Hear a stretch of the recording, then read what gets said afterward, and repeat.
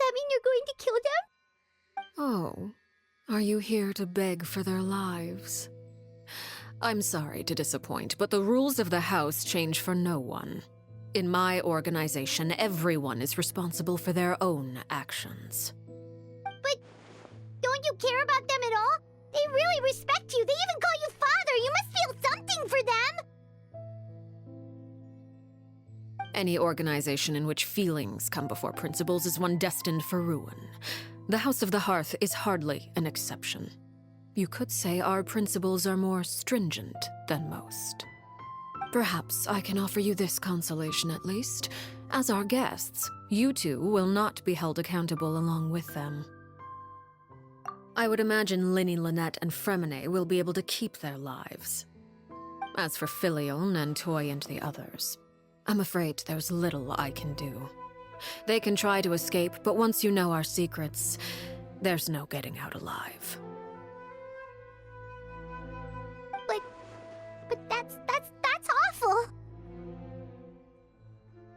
Ah, you seem concerned. Out of consideration for my guests, I suppose I could turn a blind eye for a little longer. If Linny and the others manage to dispose of Claire V in the meantime, all evidence of their wrongdoing will be lost. In that case, I could hardly punish them for something I couldn't prove. If their efforts are unsuccessful, on the other hand, all will be held accountable, and the punishment will be severe.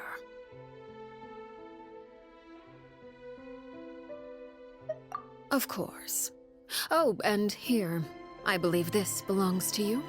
Do try and keep better track of it next time. It takes a considerable amount of time to train a bird like this. It would be such a pity if you were to lose it. Permanently. Wait, where did you get that? Well, I'm afraid that's all the time we have to chat. Now, for the matter at hand. I asked you to meet me here because I have business at the Palais Mermonia. It has nothing to do with you, but I think it would be prudent for you to stick by my side for the time being. There will always be time later to run off and tell Linny what you've learned. Well, time to go. Looks like we wrapped things up just in time.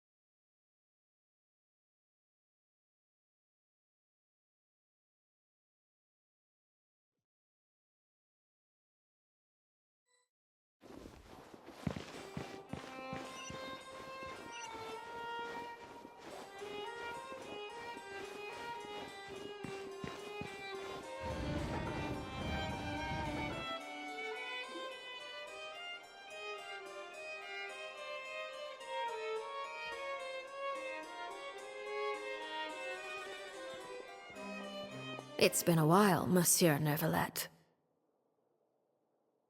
I must say, I wasn't expecting my meeting request to be approved quite so quickly. The Palais Mermonia operates with an efficiency worthy of admiration. It is only right that an esteemed diplomat such as yourself should be afforded the proper level of respect. Although, if I may speak plainly, I must confess that I did not anticipate we would have the occasion to meet again after presenting you with the Gnosis. I see you brought the Traveler and Paimon with you as well. If I may inquire as to the purpose of your visit. I'll be departing Fontaine shortly. There is, however, an outstanding matter that I would like to see resolved before I go. It requires a rather lengthy explanation, I'm afraid. So I took the liberty of explaining everything in this proposal. Please review it at your leisure, Monsieur Neuvillette.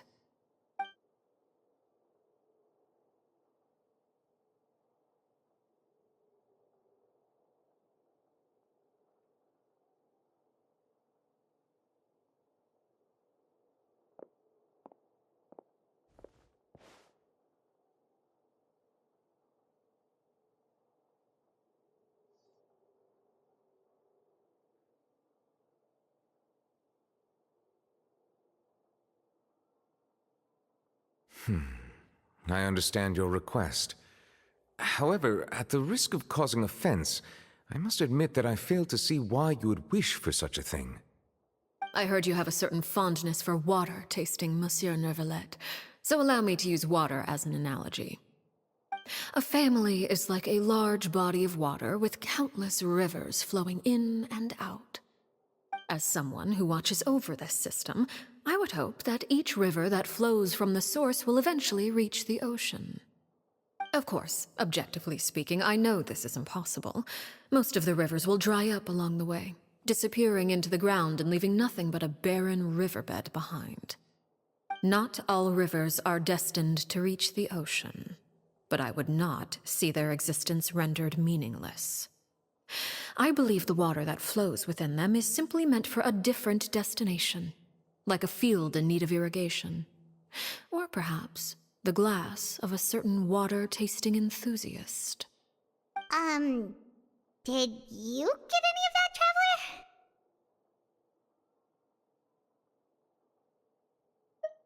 Your words paint an optimistic picture indeed. Allow me to remind you, however, few among us are willing to sip from a glass filled with tainted water. It may have been tainted at one point in time, but not to worry. I'll make sure it's strained of all impurities and returned to its cleanest form.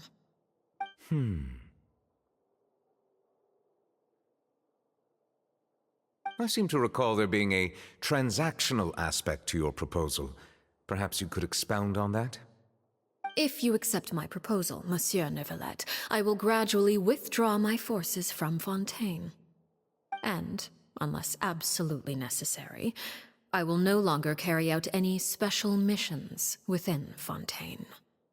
I presume I can take your words to mean that, in the future, cases similar to the Tartuffe assassination will cease to cross my desk? Tartuffe? Ah, that thief who embezzled funds from all those charities, you mean? My deepest condolences to his family, but without any evidence, I cannot imagine how the House of the Hearth might have been involved in his passing.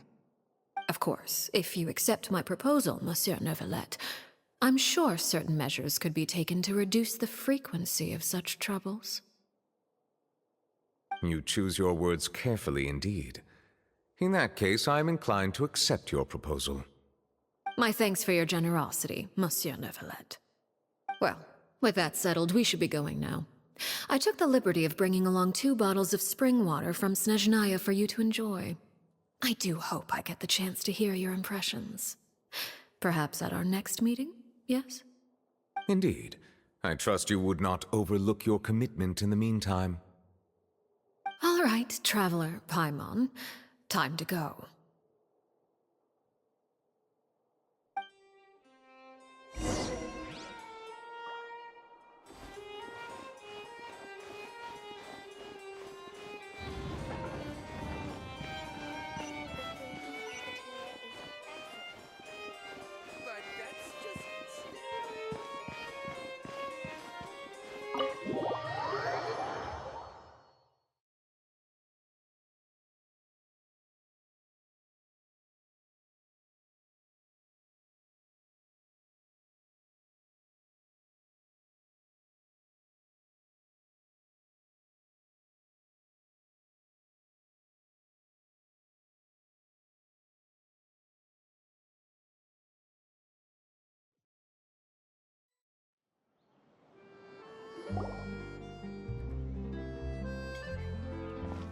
So, what exactly were you talking about back there?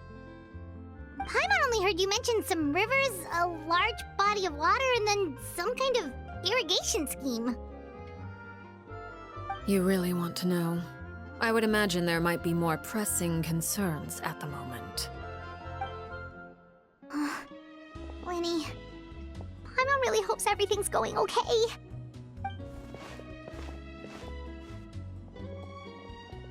Oh, Paimon recognizes that look. You've got your thinking cap on, don't you, Traveler?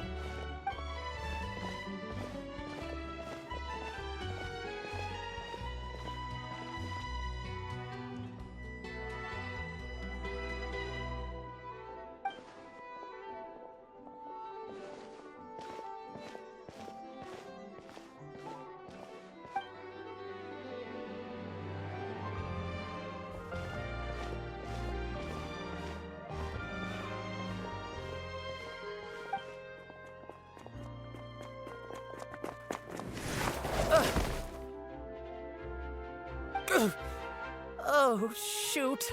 Are you alright? Oh, jeez. I'm so sorry. I was so focused on selling these papers, I wasn't looking where I was going. Well, let me make it up to you at least. Here, take this paper. On the house.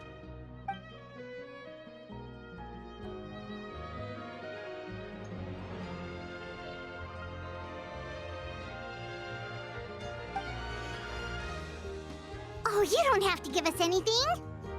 Please, I want to. It's not like I'm short on supply. All the extras will be useless come tomorrow anyway. It's my fault, really. I was just trying to bring home some extra mora for the family, but I bit off more than I can chew. I haven't had many takers today, so I'm still swimming in papers. What's going on here? Nothing much. I just ran into your friend here on accident. I should probably get going, actually, so...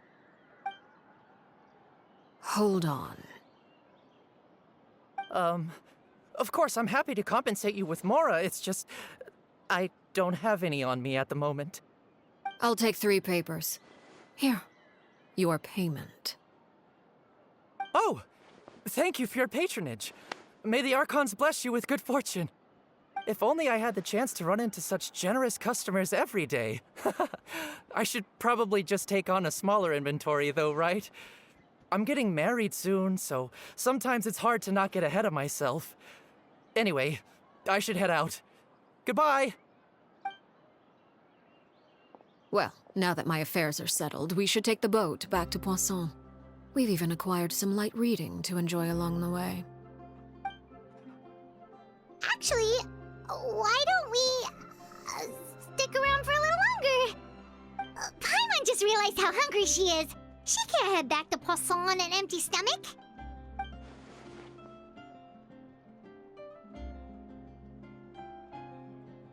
It appears you two are under the impression that delaying our return will somehow alter the situation in your favor. I'm sorry to ruin your fantasy, but your efforts are meaningless. That being said, I could be persuaded to give Linny some extra time. I just have one condition. If you agree to my request, I'll even answer some of your questions. You're quite curious about Clairvy, are you not? And my relationship to her. Wait, why are you being so generous all of a sudden? You're not gonna ask us to do something bad, are you? You overestimate yourself. You don't have the talent for bad things.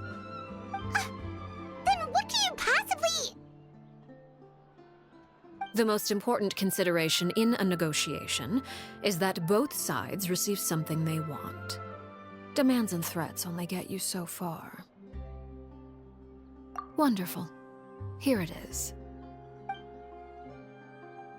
When the time comes, make the choice that you deem most appropriate in the situation, and lend your help to the House of the Hearth. Okay, sounds normal enough. But what do you mean, when the time comes? When is that supposed to be? That is for you to decide. Then we have a deal. Follow me.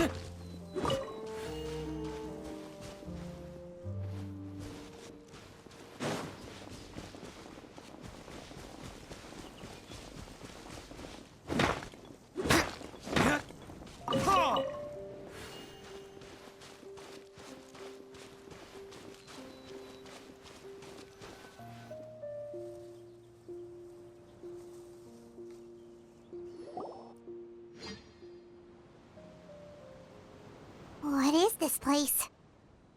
Somewhere long forgotten by everyone. It used to be a grand building. Now it's nothing more than a pile of rubble. No one comes here anymore, nor does anyone care about what once happened here. Although, this place does have something to do with the story I'm about to tell you. It was before I became a Harbinger, and before Linny and the others joined the House of the Hearth. Due to certain events, I first killed Clairvy and then her mother. And this is where it all happened. You were the one that killed Clairvy?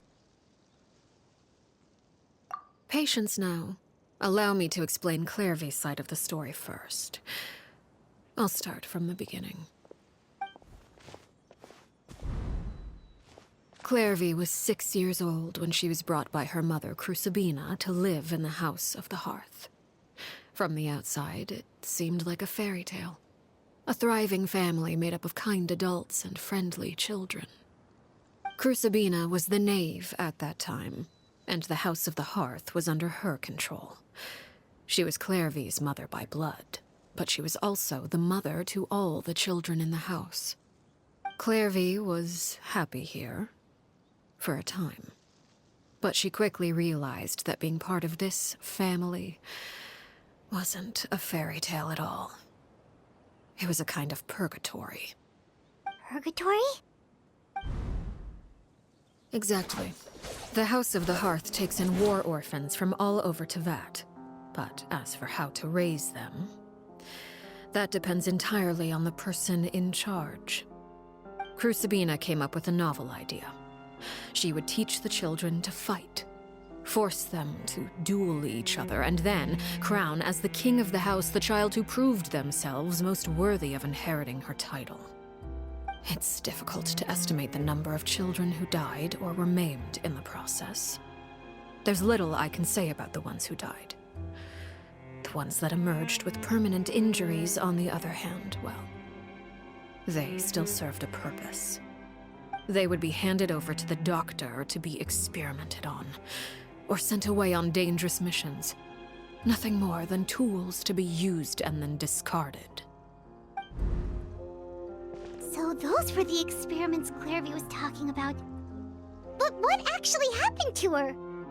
You said that Clairvy was Crucibina's daughter, so if Clairvy tried to convince her to stop what she was doing, Crucibina probably would have listened, right? Despite being Clairvy's mother, Crucibina cared little for her daughter. She forced Clairvy to join the House of the Hearth only as a means to demonstrate her own impartiality as a mother, to prove that she treated all her children equally. Clairvy did try to convince her mother to change her ways, but it was to no avail. After her efforts failed, the only other option was to rise up and try to fight back. Unfortunately, the other children had already been thoroughly indoctrinated into the illusion of happiness Crucibina had created. Of course, there was one exception. Someone Clairvy's age who knew the truth about the House of the Hearth. Her name was Peruere. Wait, the friend that Clairvy mentioned? Friend, huh? I suppose we can call her that for now. Clairvy was a cheerful and passionate person with a tenacious spirit. Peruere, on the other hand, was rather cold-blooded. Her cold-blooded nature allowed her to see through Crucibina's facade. Yet, it was also this cold-bloodedness that prevented her from acting against it. At least at first. While Clairvy longed for freedom, Peruere was convinced that, amid all the fighting and violence, she would make it until the end. Despite their differences, the two became fast friends, united by their knowledge of the truth. Clairvy told Peruere that she hoped to create a real family, where no one would be killed or sacrificed. There may have been a certain naivete to her ideas, but Clairvy proved her determination many times over. She tried countless times to run away, ask for help, or expose the truth. But her efforts only earned her beating after beating. The only thing that kept her going was her strength of will.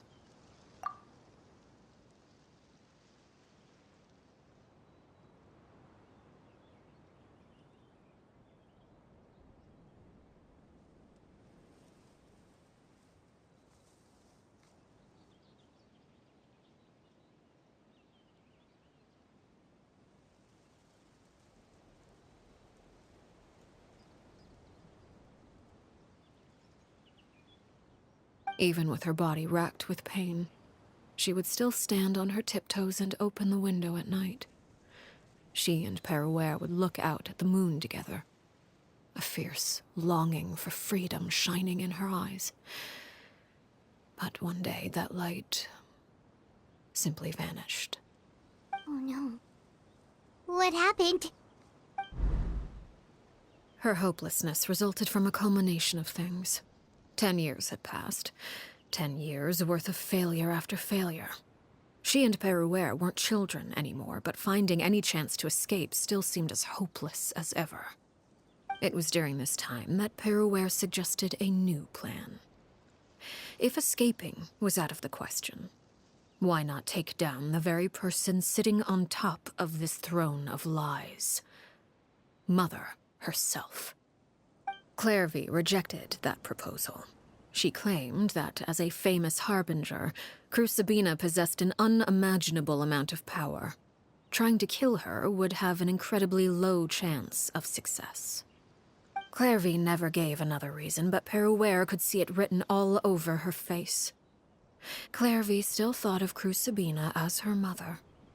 Killing her own flesh and blood was a line she couldn't bring herself to cross. If she couldn't escape and fight back, then only one option remained. Precisely. Death was the only way that she felt she could be free. It happened during a duel. When she arrived at the dueling ring that day, her partner turned out to be none other than Peruere, the very person that had stood by her side all those years. It was a fierce battle. But ultimately, Clairvy decided to let Peruere end her life. From that moment on, Peruere's journey was one written in flames. When the rain finally came and washed it all away, there she stood, the sole victor in Mother's endless game of slaughter.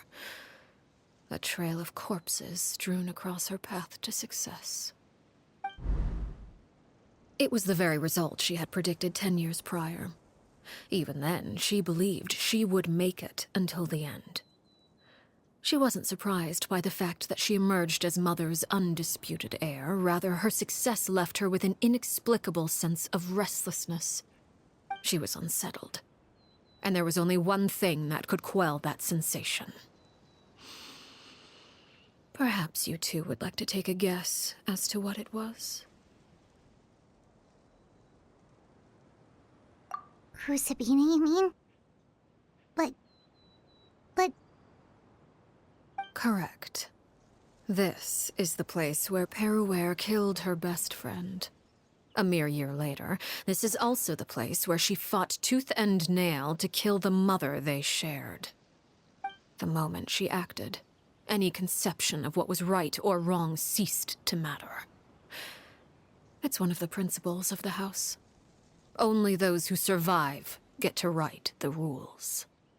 Peruere won the battle, and became a harbinger herself.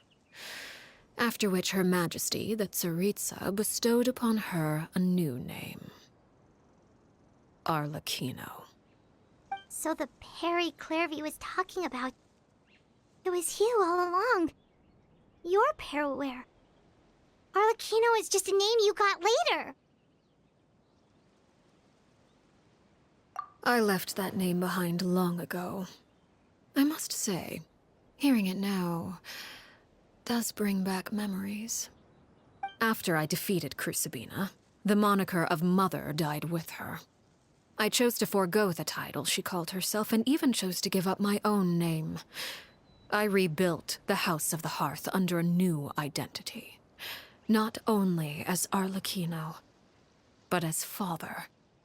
And that is where the story ends. Any more questions? Yeah. Based on what you just told us, Clairvy wasn't a little kid when she was killed. So the Clairvy we met... Was she really a spirit at all? I suppose you could call her an illusion born of flame. Her existence is like ashes to a fire. something left over in the wake of blaze and ruin.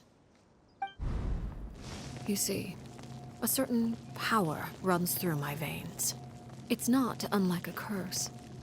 My flames leave behind shadows of anything they consume. Of course, the chances of those shadows morphing into a sentient entity are exceedingly slim. Clairvy is a very special case. Clairvy died when she was 16 years old, but what emerged from the flames was her 6-year-old self. Her appearance wasn't the only thing affected. Most of her memories were lost to the blaze as well. Memory is a mysterious thing indeed.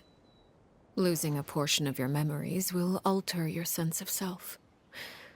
Lose 10 years' worth, however, and it would be like living in the past. Like returning to a version of yourself that never grew up. No wonder Paimon got such a weird feeling when we were talking to her. Perhaps I should put it this way. Clairvy is someone trapped in time. It may seem like she exists with us in the present, but she truly lives in the confines of her own past. So if all of that is true, then you must have known about Clairvy for a long time. Indeed. She's a rather volatile and unstable entity. Sometimes she would look after the children. She's even saved some of their lives.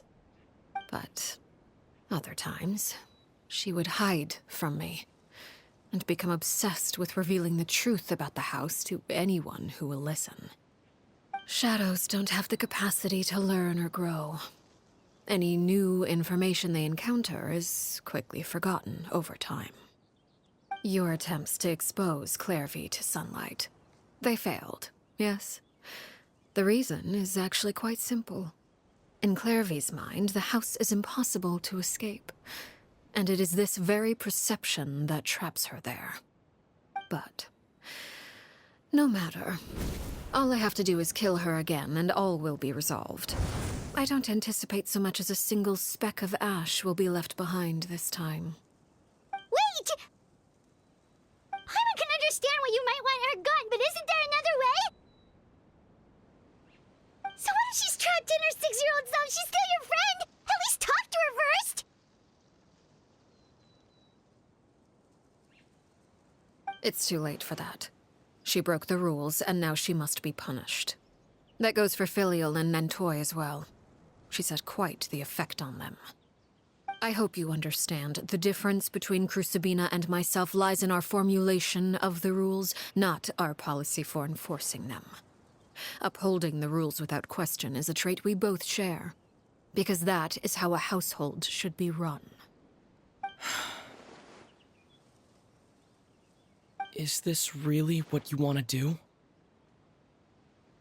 Whatever could you mean? Don't you want to say a proper goodbye at least?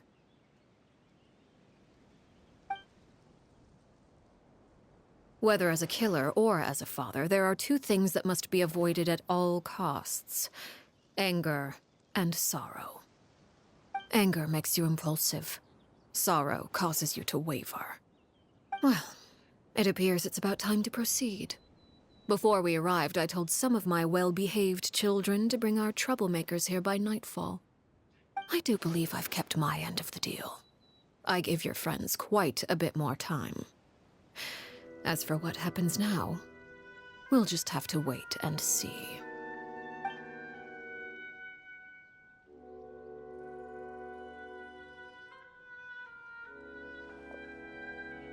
Here they are, Father. You gonna execute him? Seeing something like that would actually be a first for me. Lenny!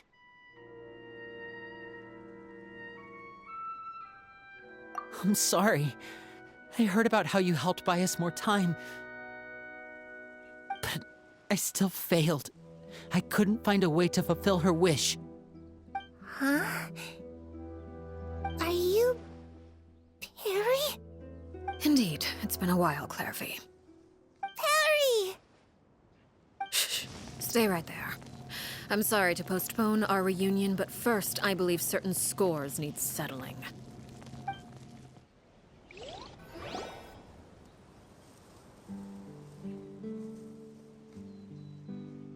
Father, let me explain. Out of my way. Father! You chose to conceal a threat to the house.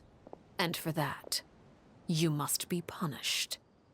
Overall, however, I suppose your wrongdoing is hardly the most egregious of the bunch, so I'll deal with your punishments later.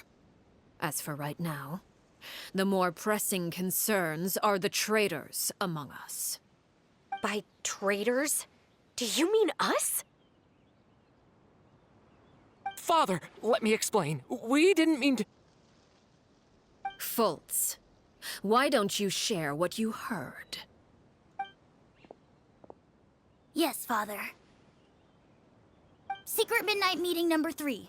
Participants, Filial, Nantoy, Sato, Toddy.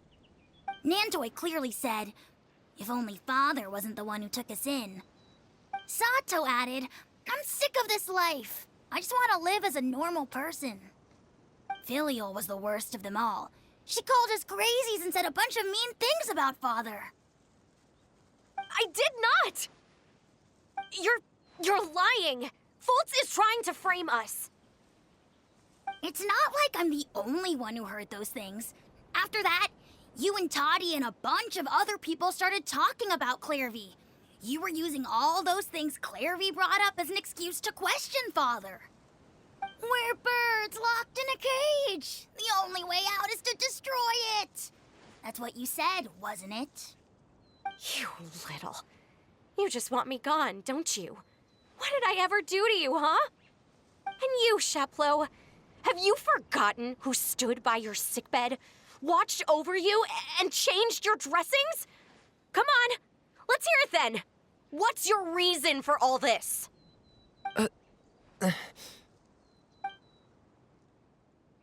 You're wrong, Filial. We don't want you to die. You're our family. Liar. You wouldn't be doing this if that were the case. So why? Why have you backed us into a corner? We all live in the House of the Hearth. You know the type of work we do, Filial. A single betrayal can cost dozens of us our lives. It's not like it's never happened before. That kind of thing is hard to forget. That's why the House of the Hearth cannot tolerate any form of betrayal. Ever since we came to Poisson, you've had 7 secret meetings. A lot of the things you talked about really crossed the line. You've been spying on us for half a month? Wait a second. Now that I think about it, the move to Poisson was just a way to make it easier to spy on us, wasn't it? Because we were all in one place. You've had this planned all along. Filial, Nantoy, I'm sorry. I owe you both my life. I owe Clairvy too. If it weren't for all your help after I got poisoned, I wouldn't be standing here today. If this were any other situation, I would do anything to repay that kindness, even if it cost me my life. But rules are rules. I'm sorry. My hands are tied. Why? Why? That's enough, Filial. We made a mistake, and we should own up to it. We broke the rules, plain and simple. And now we have to face the consequences. I'm sorry, Sheplo. Fultz. I'm sorry, Father. We accept our punishment. Chapleau, according to the rules of the House of the Hearth, how should these traitors be punished? All those who betray the house pay with their lives. And so it shall be.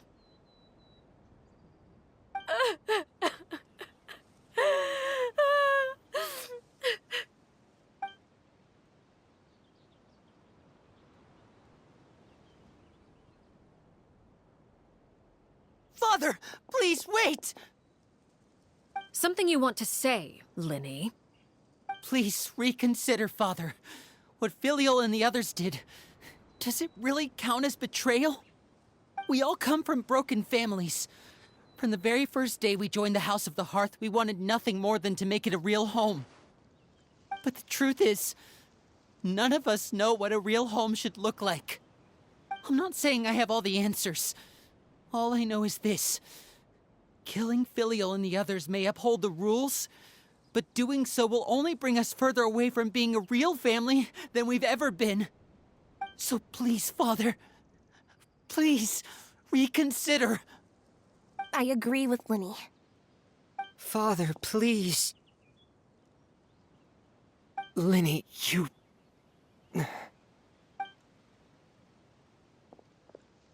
I also agree with Linny.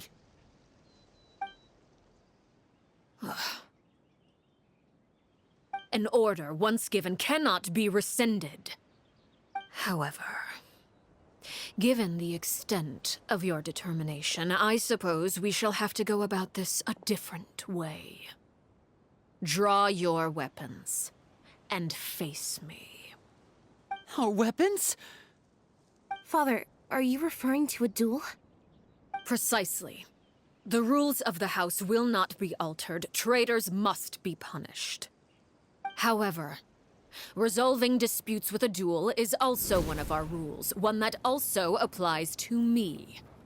Demonstrate a sufficient showing of strength, and I shall offer a concession. Wait. Beat Father in a duel? Impossible. Father is way too strong, even for Linny.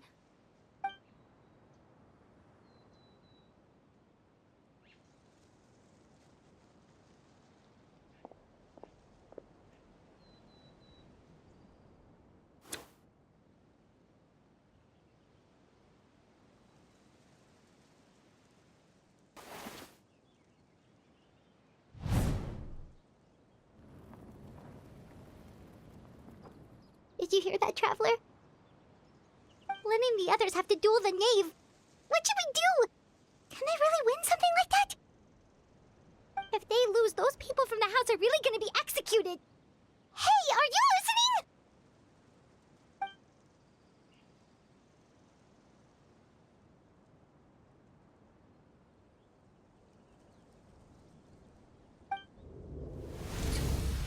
Don't you want to say a proper goodbye at least? Anger makes you impulsive. Sorrow causes you to waver.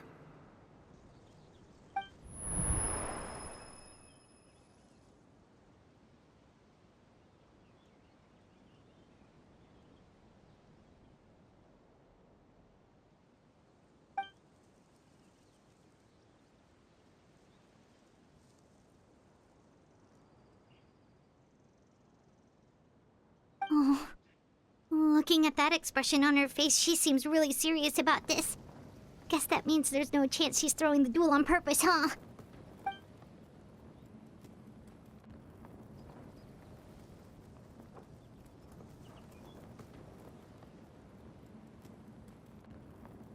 When guests are around, families are often on their best behavior.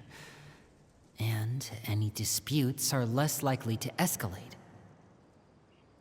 When the time comes, make the choice that you deem most appropriate in the situation, and lend your help to the House of the Hearth.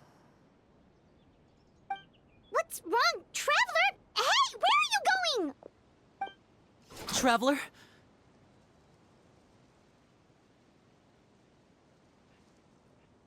You're asking to join the duel against the knave?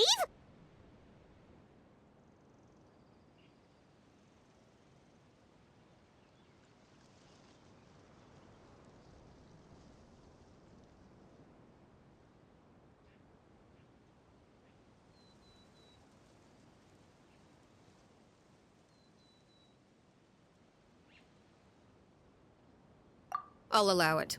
We do have a ready-made dueling ring at our disposal, after all. All I would advise is this.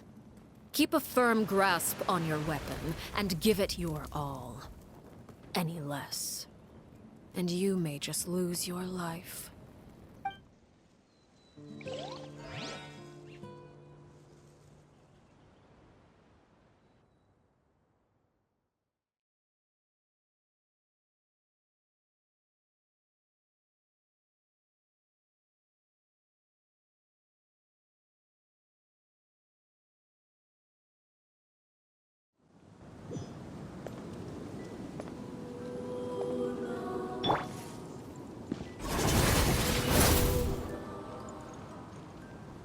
Is it my turn now?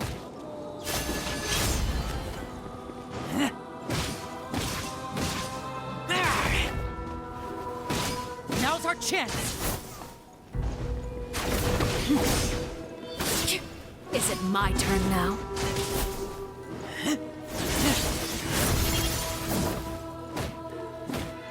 With these rising flames! Hang in there! Is it my turn now?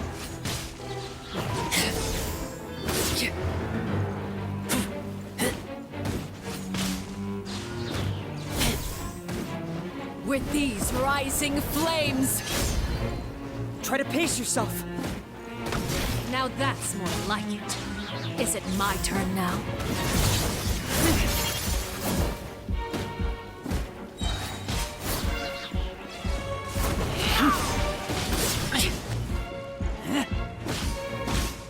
Is it my turn now?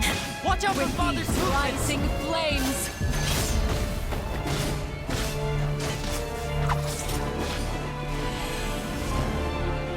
With the fall of darkness, destruction shall rise.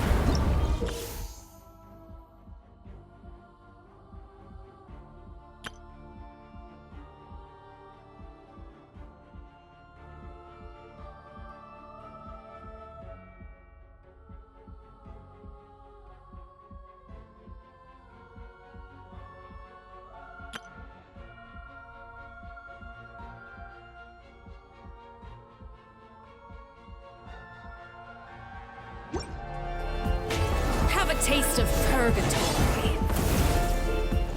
Father's even stronger than I expected.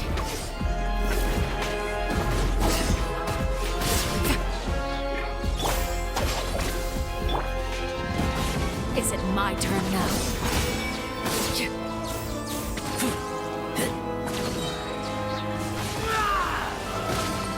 Get in gear!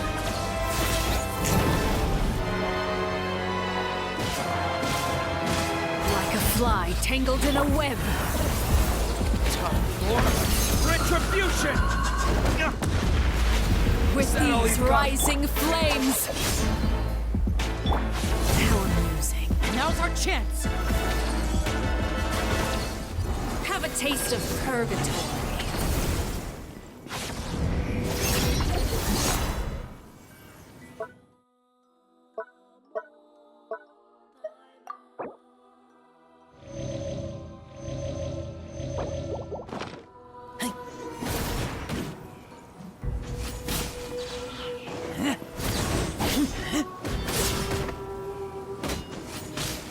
Are you alright?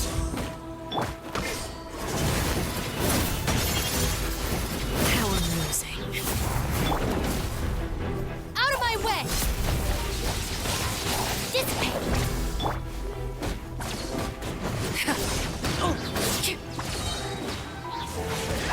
Get in gear! Is it my turn now?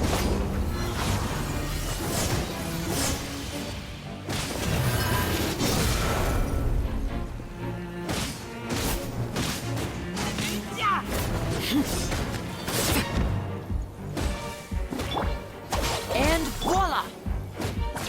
Not bad. You've proven to be a worthy opponent after all. Like a fly tangled in a web. How amazing. Spare your energy. Running is of little use. Over here!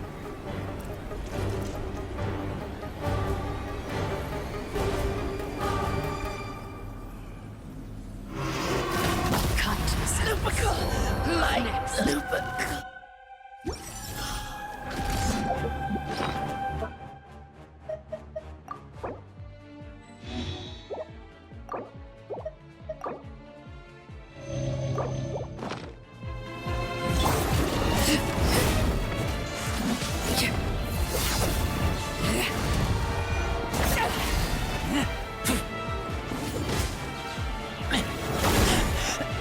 taste blood.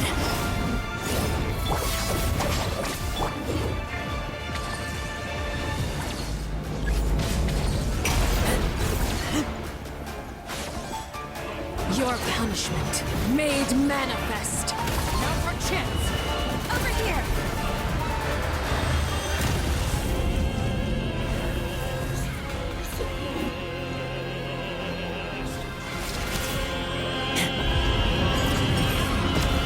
The sun and moon have set.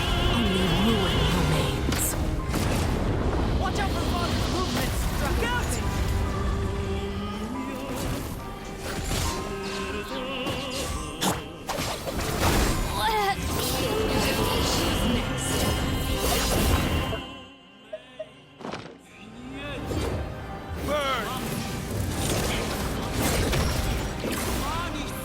Now's our chance. Over here!